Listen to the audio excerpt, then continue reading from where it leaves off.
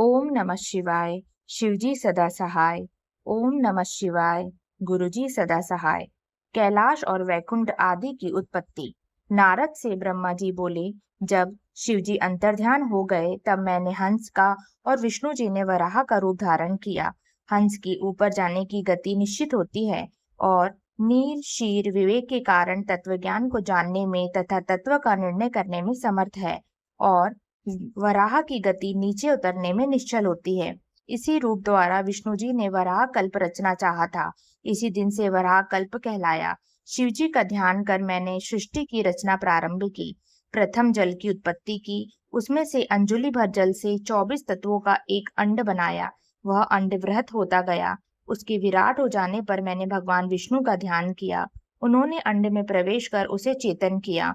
उसके सहस्त्र पैर, सहस्त्र हाथ, सहस्त्र नेत्र, सहस्त्र सिर आदि प्रकट हो गए। इस विराट पुरुष ने सारी पृथ्वी को ढक लिया।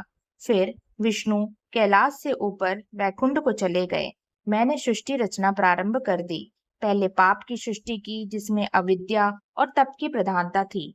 इसमें स्थावरों की रचना की। इसके बाद शिवजी का ध्यान करके तिरछे जीवों की रचना की। फिर सात्विकी देवताओं की रचना की। शिवजी की आज्ञा से रजोगुण वाले मनुष्यों की रचना की। इस प्रकार 5 तरह की सृष्टि हो गई।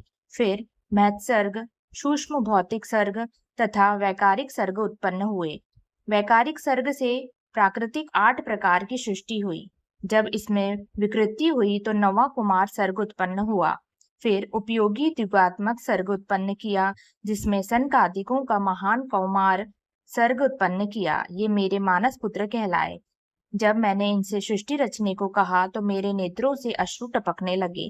विष्णु जी के कहने पर मैंने शिव जी का तप किया। इससे मेरी भौहों और नासिका के मध्य से विभूति तथा अर्धनारीश्वर शिव जी प्रकट हुए। उन्हें देखकर मैं प्रसन्न हो गया। मैं उनसे बोला, हे देव, आप जन्म और मरण वाली प्रजा की सृष्टि कीजिए।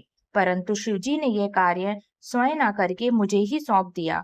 मुझे माया रहित रहने पर वरदान देकर अंतर्ध्यान हो गए। ओम नमः शिवाय।